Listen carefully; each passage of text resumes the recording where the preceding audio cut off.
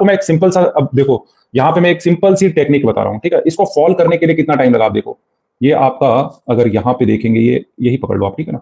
2024 अप्रैल 2024 से लेकर ये अप्रैल या मई 2025 तक, अगस्त 2025 तक फॉल किया है। कितनी लंबी टाइम की इसमें फॉल है, और इसको कवर करने के लिए कितना कम टाइम लग रहा है।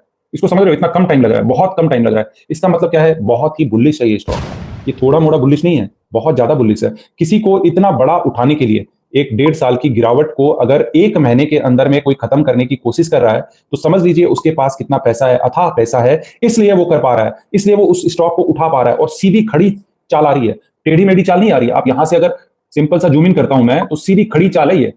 और ये जो चाल होती है ना, ये बहुत ही जबरदस्त होती है, बहुत जबरदस्त होती है। ऐसे स्टॉक को कभी छोड़ना नहीं चाहिए। कॉपर का एक तरह से माइंस इसके पास में है, और माइनिंग करती है 30% 40% के आसपास नेट प्रॉफिट मार्जिन मेंटेन करती है।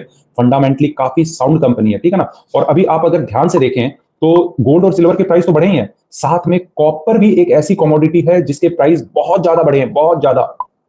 लेकिन लोगों का ध्यान किस पे है, सिल्वर और गोल्ड। प्लेटिनम, इवन प्लेटिनम जो है ना, उसके भी दाम बहुत ज्यादा बढ़े, बहुत भाव में बढ़ा है। जब लगभग 100% का रिटर्न दिया है प्लेटिनम ने 1 साल के अंदर में। और वहीं गोल्ड और सिल्वर की बात करें तो 50% से 60% के बीच में रिटर्न दे रहा है गोल्ड और सिल्वर।